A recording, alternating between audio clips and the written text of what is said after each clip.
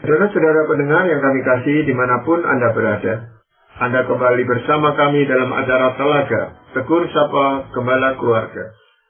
Saya Gunawan Santoso dari Lembaga Bina Keluarga Kristen akan berbincang-bincang dengan Bapak Pendeta Dr. Paul Gunadi. Beliau adalah seorang pakar dalam bidang konseling. Perbincangan kami kali ini merupakan kelanjutan dari perbincangan kami yang terdahulu, yaitu tentang pasangan muda di tengah himpitan pekerjaan dan pelayanan bagian yang kedua. Kami percaya acara ini pasti bermanfaat bagi kita sekalian, dan dari studio kami mengucapkan selamat mengikuti. Pak Paul, karena ini perbincangan yang kedua, bagian yang kedua, mungkin Pak Paul bisa menguraikan secara singkat apa yang kita perbincangkan pada bagian yang pertama dahulu tentang pasangan muda di tengah himpitan pekerjaan dan pelayanan ini, Pak. Pada dasarnya ya kita mengakui bahwa tuntutan pada pasangan muda itu tuh sangat besar. Tuntutan waktu ya. Dari pekerjaan dituntut sekali, dari pelayanan juga dituntut, dan dari keluarga juga dituntut. Jadi pasangan muda itu mesti bijak untuk mengatur waktu. Namun pembahasan yang lalu kita menyimpulkan bahwa pada saat anak-anak masih kecil, fokus utama mereka seharusnya adalah keluarga. Jadi, meskipun ada resiko, gara-gara mereka mau memberi perhatian yang lebih banyak kepada keluarga, mereka mungkin tidak bisa naik jenjang karir, ya tetap saya sarankan, nggak apa-apa, terima aja. Dan juga, beranilah untuk menolak pelayanan, sebab nggak berarti itu salah. Ya, pelayanan itu bukanlah Tuhan, tapi aktivitas untuk melayani Tuhan. Jadi kalau memang kita tahu kita nggak seharusnya pergi-pergi terlalu sering keluar rumah, anak-anak ditinggal, nah udah lebih baik kita tolak. Meskipun ya mungkin orang akan berkata kok kamu nggak mau pelayanan dan sebagainya, ya nggak apa-apa karena memang ada hal yang lebih penting. Jadi ketiga hal itu, baik pekerjaan, pelayanan maupun keluarga, itu bagi kehidupan seseorang itu menjadi suatu tantangan sekaligus tekanan gitu Pak Paul ya. Yeah. Bagaimana dia bisa mengatasi masalah ini dengan baik. Yeah. Dan pada bagian yang kedua ini apa yang Pak Paul ingin sampaikan? Kita akan melihat dengan lebih saksama alasan dibalik mengapa selayaknya Allah kita mengutamakan keluarga di atas pekerjaan dan pelayanan. Nah, kita pun akan membahas secara lebih konkret bagaimana menerapkannya. Nah, ada 4 masukan yang ingin saya bagikan Pak Gunawan. Yang pertama, jangan merasa bersalah sewaktu kita tidak menempatkan pelayanan di atas pekerjaan dan keluarga. Ingatlah, walaupun pelayanan adalah untuk Tuhan, pelayanan bukanlah Tuhan. Pada dasarnya pelayanan adalah aktivitas yang kita lakukan untuk Tuhan. Nah, jika kita setuju ya dengan pengertian ini, maka kita dapat berkata bahwa sama seperti pelayanan, pekerjaan dan keluarga juga dapat untuk Tuhan. Ya, kalau pasal 3 ayat 23 menegaskan, apapun juga yang kamu perbuat, perbuatlah dengan segenap hatimu seperti untuk Tuhan dan bukan untuk manusia. Nah, dari ayat ini dapat kita simpulkan bahwa sesungguhnya apapun, kerjaan, pelayanan, atau keluarga, bisa menjadi persembahan kita kepada Tuhan. Nah, menurut saya inilah paradigma atau cara pandang yang tepat ya, yaitu melihat apapun yang kita lakukan sebagai persembahan untuk Tuhan.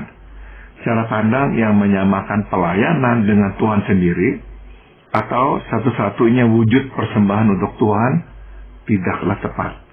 Cara pandang yang tidak tepat inilah yang dengan mudah dapat membuat kita merasa bersalah bila kita tidak mengutamakan pelayanan di atas segalanya. Ya, tetapi ayat ini juga seringkali digunakan untuk menghindari panggilan pelayanan gitu Pak. Ya, saya tetap melakukan pekerjaan saya di kantor atau di tempat kerja, itu seperti untuk melayani Tuhan. Nah, ini saya sudah melayani Tuhan, padahal sebenarnya dia kerja juga asal-asalan dan sebagainya, hanya untuk bergalih aja, menghindari diri dari tuntutan pelayanan yang sebenarnya. Betul. Ini bagaimana Pak? Memang akhirnya terpulang pada diri sendiri Pak Gunawan. Kita yang masih menyadari ya motif kita waktu menolak pelayanan. Sebab ada orang yang memang menolak pelayanan karena males, karena nggak mau memberikan waktu tambahan, dan karena hanya memikirkan diri sendiri. Ada. Terus kemudian menggunakan ayat firman Tuhan untuk membenarkan sikapnya itu. Nah, jadi kita mesti mengenal diri kita dengan baik. Nah, saya berharap ya kita bisa mengerti ya apa tuh motif kita.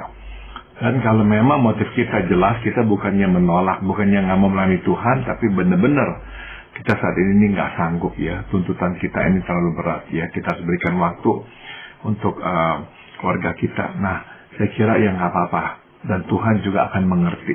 Tuhan nggak akan marah gara-gara kita menolak untuk terlibat dalam gereja. Iya, seperti itu tadi di keluarga gitu, boleh. Waktu anak-anak masih kecil kita ditawari pelayanan, kita seringkali berkata, itu anak-anakku masih kecil, lebih membutuhkan aku gitu.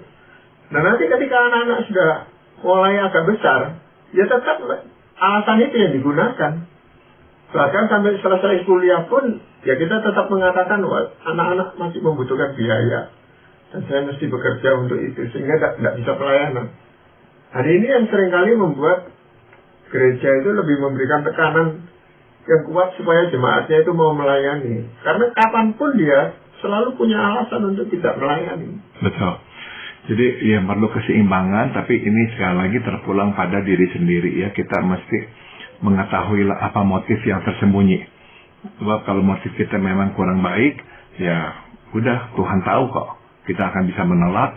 Terus apa yang orang meminta kita melakukan ini itu, kita selalu ada aja dalil lah untuk berkata nggak bisa. Ya, jadi kita mesti memang menguji motif kita. Jangan sampai akhirnya motif karena ingin egois, nggak mau susah, nggak mau repot, itu yang menjadi pendorong kenapa kita menolak pelayanan. Iya, dan pelayanan itu kan sesuatu ucapan syukur dari kita sebenarnya, Pak Pole. Jadi kalau memang seseorang itu tidak merasakan sesuatu yang mendasar untuk dia bersyukur, ya memang sulit untuk terlibat di dalam pelayanan itu. Alasannya pasti nemu aja. Betul. Ya, jadi kita juga mesti menyadari bahwa pelayanan itu mengharuskan kita untuk berkorban. Sedikit banyak kita harus berkorban. Jadi nggak ada tuh yang sama sekali itu nggak berkorban. Dan memang nilai dari pelayanan itu bergantung sekali pada berapa besarnya kita berkorban. Namun, ya kita juga mesti menjaga, memagari keluarga kita. Jangan sampai yang menjadi korban adalah anak-anak kita. Yang kedua apa, Pak?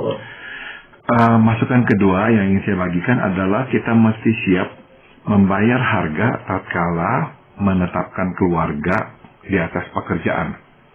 Sebagaimana tadi dibahas ya, untuk dapat naik tangga karir, kita mesti bersedia menyediakan lebih banyak waktu. Kita akan harus pulang lebih malam, dan tidak jarang malah tidak pulang karena harus travel keluar kota. Bila kita tidak bersedia melakukannya, maka kita mesti siap menanggung risiko, yaitu karir kita akan mandek. Nah, jika kita setuju ya bahwa pada masa anak kecil, kita harus mengutamakan keluarga di atas pekerjaan dan pelayanan, maka selayaknya lah kita bersedia untuk melepaskan kesempatan naik tangga karir pula. Singkat kata, selama kebutuhan keluarga terpenuhi, kita rela untuk tidak naik pangkat sampai nanti waktunya lebih mengizinkan. Nah, sudah tentu ya, memang pilihan ini mengharuskan kita, suami dan istri, sehati sepikir. Nah, ini nggak mudah dan kerap menjadi sumber pertikaian. Mungkin kita bersedia melepaskan kesempatan naik tangga karir, tapi pasangan tidak bersedia. Atau sebaliknya, kita tidak bersedia melepaskan kesempatan naik tangga karir, sedang pasangan bersedia dan terus mendesak kita untuk melakukannya. Nah, jadi langkah pertama adalah kita mesti sepakat terlebih dahulu, suami istri. Bila kita tidak sampai pada kesepakatan, mungkin ada baiknya kita mencari pertolongan dari seorang hamba Tuhan atau seorang konselor. Nah, kalau kita bertanya, ya apa sih penyebabnya? Kok sulit ya untuk menyelaraskan pendapat? Nah, adalah karena seringkali kita berbeda pandang akan apa yang menjadi kebutuhan, Pak Gunawan. Mungkin buat kita yang bersedia melepaskan kesempatan naik tangga karir, menyekolahkan anak di sekolah biasa yang tidak ternama tidak apa-apa. Namun bagi pasangan itu adalah suatu kesalahan. Mungkin baginya kewajiban orang tua adalah memberi yang terbaik kepada anak dan menyekolahkan anak di sekolah yang ternama, yang biasanya bermutu baik. Adalah bagian dari memberi yang terbaik kepada anak. Atau bagi pasangan, tidak apa kita tinggal di rumah yang kecil dan hidup irit, asal masih berkecukupan. Nah, sedang bagi kita tidak ada salahnya beli rumah yang lebih besar supaya kita lebih dapat menikmati hidup. Nah, jadi kita bisa lihat di sini Pak Gunawan nggak mudah menyatukan pandangan. Ya, jadi apa yang mesti kita perbuat bila kita tidak berhasil mencapai kesepakatan? Nah, saya sarankan pada akhirnya salah satu pihak mesti mengalah. Namun secara berkala masalah ini mesti diangkat kembali. Dengan kata lain, kita setuju untuk mengikuti kehendak pasangan dengan catatan masalah ini dikaji ulang. Misalkan dalam waktu setahun. Sepanjang waktu itu dengan hati terbuka, kita pun ya terus berdoa meminta pimpinan Roh Kudus. Iya. Saya rasa hal-hal seperti ini sebenarnya itu harus dibicarakan sebelum mereka itu terikat dalam pernikahan gitu Pak. Kemungkinan itu kan kita sudah tahu tuh, ada. Jadi ini sebenarnya diungkapkan aja sebelum pernikahan. Jadi di situ sudah tidak sepakat, rasanya agak sulit kalau sudah menikah itu sampai mencapai kesepakatan karena masing-masing sudah terikat gitu. Ya, betul sekali. Sebaiknya memang ini dibicarakan sebelum kita menikah, sehingga memang kalau kita tahu kita begitu berbeda, ya jangan diteruskan ya. Daripada nanti diteruskan, akhirnya ya terus-menerus nggak sepakat, akhirnya konflik dan muncullah ketidakpuasan. Jadi betul sekali. Tapi ya kita juga bisa maklumi seringkali orang pada masa berpacaran berpikir itu ya secara praktis dan gampang. Nanti akan bisa diselesaikan setelah mereka menikah. Betul. Padahal setelah menikah masalahnya tambah besar. Betul. Jadi akhirnya ya tetap aja nggak bisa sampai pada kesepakatan. Tapi memang nggak gampang Pak Gunawan, sebab sekali lagi itu seringkali bergantung pada apa definisi kita tentang kebutuhan. Buat pasangan ini kebutuhan, buat kita nggak. Sebaliknya juga sama. Jadi akhirnya yang satu rela untuk udah nggak apa-apa, nggak naik tangga karir, yang satu nggak terima. Belum lagi kalau nanti yang satu akan berkata, kamu kok malas, kamu kok nggak ada sama sekali itu ambisi untuk meningkatkan taraf kehidupan. Jadi akhirnya persoalan tambah rumit lagi. Padahalnya yang nggak mau naik tangga karir mau memilih keluarga di atas karirnya dulu. Jadi memang nggak mudah kalau nggak ada kesepakatan di sini. Iya, dan terutama dengan teman-temannya gitu. Dia melihat suami dari temannya itu karirnya bisa meningkat cepat. Nah ini suaminya pasif sekali gitu. Dengan dalih mau memperhatikan keluarga. Padahal si istri ini menuntut supaya suami ini berkarya dengan lebih sungguh-sungguh lagi gitu Pak. Betul. Nah jadi ya nggak gampang memang untuk bisa sehati sepikir menekankan keluarga di atas pekerjaan ya. Sebab kita sadar cukup banyak orang yang akan sebetulnya memilih pekerjaan di atas keluarga. Dan satu lagi yang saya bisa tambahkan tentang pekerjaan ini adalah bila ya misalnya pada akhirnya kita sehati sepikir untuk rela kehilangan kesempatan naik tangga karir, kita mesti mengambil keputusan ini atas dasar iman bahwa Tuhan akan tetap memelihara hidup kita dan bahwa Dia dapat menggantikan kehilangan itu. Pada waktunya Tuhan sanggup membuka pintu kesempatan dan memberikan kepada kita jauh melampaui harapan. Nah, kita tahu bahwa keputusan ini benar dan bijak, dan bahwa jika kita memaksakan kehendak, kalaupun kita terus naik tangga karir, keputusan ini akan merugikan, bahkan mungkin menimbulkan bencana yang besar buat keluarga di kemudian hari. Ya, maka kadang kita berjumpa dengan orang yang menyesali keputusannya itu Pak Gunawan. Kenapa dulu saya kok nggak mengerem diri? Kenapa kok saya terus aja terima tantangan-tantangan di pekerjaan? Akhirnya saya melalaikan keluarga saya. Dan itu dampaknya luas sekali gitu Pak Paul ya. Bisa kehancuran keluarga dan dia tidak bisa memperbaiki keputusan yang keliru yang pernah diambil di masa lalu itu. Ya, Dia hanya bisa menyesalinya saja. Gitu. Betul. Ya, jadi memang nggak gampang ya. Tapi kalau kita akhirnya sepakat, ya udah kita terima sudah ya. Kita nggak bisa naik tangga karir, sementara ini hidup kita lebih pas-pasan. Tapi ya kita percayakan hidup kita pada Tuhan. Kita percaya Tuhan itu akan dapat memelihara kita meskipun ya kita akan cukup pas-pasan. Ya makanya bukan hanya dibutuhkan kesehatian, tetapi imannya itu harus memang sama gitu Pak Paul ya. Dalam hal ini memang mereka seiman betul-betul berserah kepada Tuhan untuk kehidupannya. Betul. Nah, hal yang ketiga yang ingin Pak Paul sampaikan apa? Walau kita tidak dapat secara aktif terlibat dalam pelayanan gerejawi, kita tetap dapat terlibat dalam pelayanan di luar gereja, yakni melayani sesama kita manusia. Mungkin misalnya ya, kita dapat berkawan dengan rekan sepekerjaan dan lewat pertemanan ini Tuhan memakai kita untuk menjadi dutanya kepada mereka. Atau mungkin kita bisa menolong sanak saudara atau kerabat yang sedang mengalami masalah.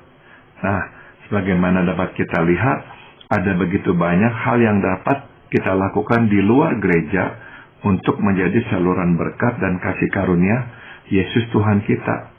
Pada saatnya, bila anak-anak sudah lebih besar, nah barulah kita mulai melibatkan diri dalam pelayanan gerejawi. Memang pelayanan yang bisa dilakukan pada saat-saat seperti itu ya dukungan doa, misalnya dukungan dana, gitu. Tetapi untuk daya, untuk tenaga, itu mungkin belum bisa kita lakukan secara maksimal, gitu Pak. Iya. Tetapi bentuk pengorbanan itu harus nyata, gitu. Iya. Ya, jadi bukannya kita ini egois sama sekali nggak mau berkorban, enggak ya, tapi kita memang mau menyeimbangkannya dan membagi waktu dengan bijaksana. Itu sebab meskipun kita nggak bisa terlibat dalam pelayanan gerejawi, nah kita tetap terlibat dalam pelayanan di luar gereja ya, dengan cara-cara yang tadi saya sudah singgung, berteman dengan rekan-rekan di tempat pekerjaan, ngobrol dengan mereka. Nah, siapa tahu Tuhan bukakan pintu, kita bisa ya mengenalkan mereka kepada kasih karunia Tuhan kita Yesus. Nah, jadi lewat semua itulah kita tetap sebetulnya melayani Tuhan. Ya, dan ini Bapak, kita perlu memang terus-menerus memotivasi diri kita sendiri meminta pelayanan yang Tuhan berikan. Kalau kita minta Tuhan bukakan pintu untuk saya bisa melayani, pasti Tuhan akan membukakan jalan, memberikan jalan kepada kita untuk pelayanan itu, gitu Bapak. Betul. Misalkan yang sederhana tapi juga sangat penting adalah mengantar jemput orang. Ya, ada orang tua yang nggak bisa lagi jalan sendiri, pergi sendiri. Nah, kita kebetulan ya nggak gitu jauh rumahnya, kita tawarkan, udah pergi dengan kami jemput, kami antar pulang. Nah, itu adalah bentuk pelayanan kita juga, ya, meskipun nggak terlalu banyak yang kita kerjakan, tapi itu tetap adalah hal yang penting dan baik.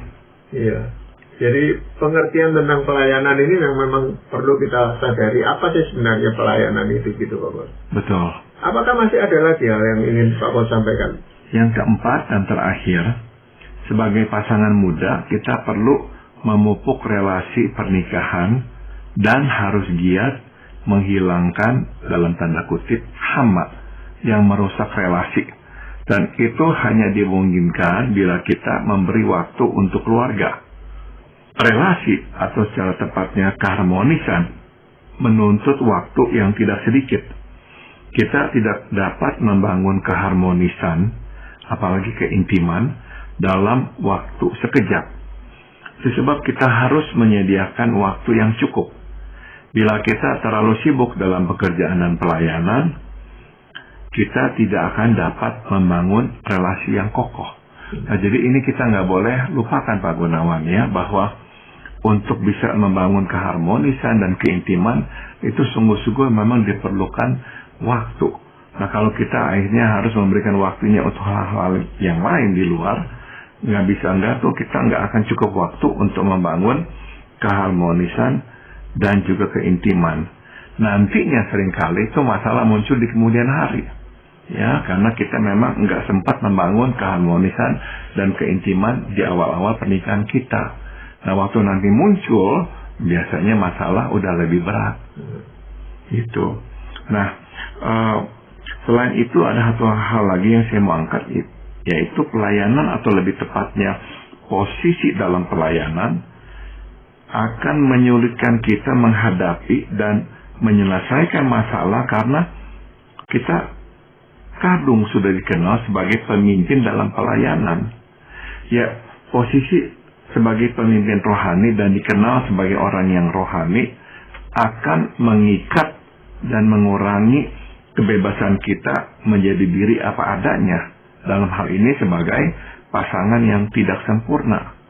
Sebaliknya, kita akan merasakan tuntutan untuk menjadi pasangan yang sempurna. Nah, ini berbahaya sebab kita tidak sempurna, dan sebagai pasangan muda, kita justru mempunyai banyak pekerjaan rumah. Tapi karena udah kadung dikenal sebagai pimpinan, sebagai kepala ini, kepala itu, jabatan-jabatan dalam pelayanan, nah akhirnya kita nggak berani untuk terus terang, untuk berkata bahwa saya sebetulnya ini punya banyak tantangan dalam keluarga saya. Nah, jadi kadang-kadang tuh justru karena kita terlibat dan mempunyai posisi dalam pelayanan, itu malah tuh menyulitkan kita untuk menyelesaikan masalah kita sendiri.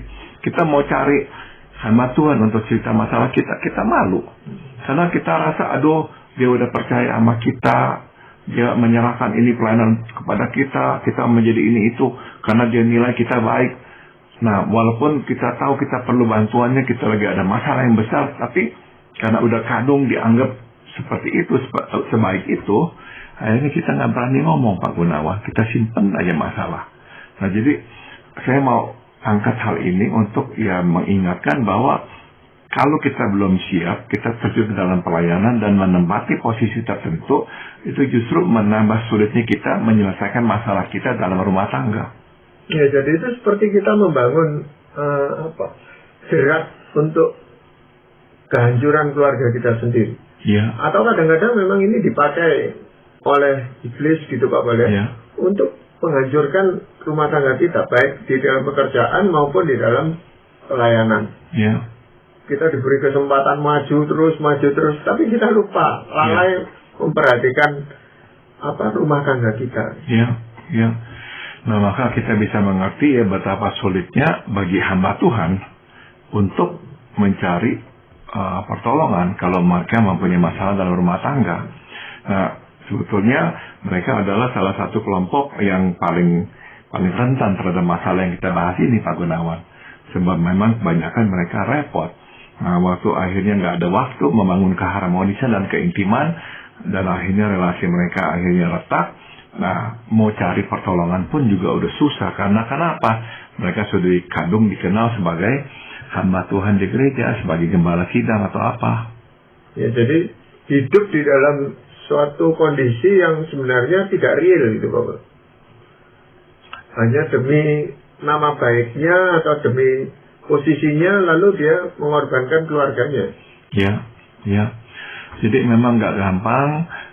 Maka saya tadi ulang dan ulang lagi, kalau memang kita nggak siap, sebetulnya jangan dulu terlibat dalam pelayanan, apalagi mengemban jabatan-jabatan dalam pelayanan itu. Kalau kita belum siap, mendingan jangan. Supaya kita juga bisa lebih apa adanya. Kalau kita nggak punya jabatan-jabatan dalam pelayanan, kita misalnya memang belum siap, kalau kita lagi ada masalah, kita dengan hati lapang ya berani minta pertolongan, berani mengaku bahwa kita punya masalah. Dan akhirnya kita justru mendapatkan pertolongan yang kita butuhkan itu. Ya, karena jabatan itu sendiri, baik di pekerjaan maupun di dalam pelayanan, itu sendiri sudah menjadi beban itu buat kita. Betul. Tidak semua orang bisa tahan menyandang predikat seperti itu. Ya, ya betul. Ya, jadi perlulah bijaksana ya, menilai kondisi kita, jujur dengan keadaan kita dan kemampuan kita. Meskipun tetap kita mesti berani berkorban untuk melayani Tuhan, tapi juga mesti ya melihat dengan jeli kondisi kita. Ya, memang ini tantangan yang luar biasa terhadap pasangan-pasangan muda, Pak Paul. Di mana idealisme mereka itu sangat tinggi, baik di dalam bidang pekerjaan, pelayanan maupun keluarga. Tetapi kemampuan itu saya rasa tidak semua orang mampu mencapai itu semua. Betul. Betul. Jadi ya memang saya mau tekankan, ya ada waktunya lah untuk segala sesuatu, Pak Gunawan. Iya, apakah ada ayat firman Tuhan yang ingin Bapak sampaikan? Sebagai orang muda, kita terbiasa ya hidup di bawah dan dikejar target. Sebagai anak Tuhan, kita pun tidak ingin hidup kita sia-sia. Itu sebab kita memutuskan melakukan sebanyak-banyaknya. Namun Pengkhotbah pasal 3 ayat 1 mengingatkan, untuk segala sesuatu ada masanya. Untuk apapun di bawah langit ada waktunya. Prioritas kita sebagai pasangan muda adalah memupuk yang di dalam. Inilah masanya. Akan tiba waktunya untuk kita memupuk yang di luar pekerjaan dan pelayanan kita. Nah, kita mesti bersabar dan tidak boleh memaksakan diri. Jangan sampai pekerjaan dan pelayanan terbangun, tetapi keluarga terpuruk. Iya. Atau sebaliknya bisa juga terjadi, Bapak ya. Keluarga kita mungkin ya aman-aman saja, tetapi pekerjaan dan pelayanan kita terbengkalai. Bisa, betul. Ya, jadi kita memang mesti bijaksana ya membagi waktu ini. Dan untuk mengetahui kapan ini masanya, nah ini yang membutuhkan hikmat Tuhan gitu, Bapak. Betul. Karena tidak dengan sendirinya hal itu cocok gitu. Kita merasa ini cocok, tapi belum tentu bagi Tuhan ini masa yang tepat buat kita. Karena kita ada kecenderungan untuk terburu-buru itu tadi. Ya. Terburu-buru untuk melakukan sesuatu, baik pelayanan, pekerjaan maupun dalam kehidupan berkeluarga. Pokoknya kita harus menyadari kita nggak bisa melakukan semuanya dengan sama baik. Nggak mungkin. Nggak mungkin kita melakukan pekerjaan kita, pelayanan kita, dan keluarga kita sama baiknya. Nggak mungkin. Jadi ya kita mesti prioritaskan satu di atas yang lainnya. Pada fase-fase tertentu dalam hidup kita. Ya, terima kasih sekali Pak Paul untuk perbincangan ini. Dan para pendengar sekalian, kami mengucapkan banyak terima kasih. Anda telah mengikuti perbincangan kami dengan Bapak Pendeta Dr. Paul Gunadi dalam acara Telaga, Tegur Sapa Gembala Keluarga. Kami baru saja berbincang-bincang tentang pasangan muda di tengah himpitan pekerjaan dan pelayanan, bagian yang kedua. Bagi Anda yang berminat untuk mengetahui lebih lanjut mengenai acara ini, silakan menghubungi kami lewat surat. Alamatkan surat Anda ke Lembaga Bina Keluarga Kristen atau LBKK, Jalan Cimanuk 56, Malang. Kami juga mengundang Anda mengunjungi situs kami www.telaga.org. Saran-saran, pertanyaan, serta tanggapan Anda sangat kami nantikan. Akhirnya dari studio kami mengucapkan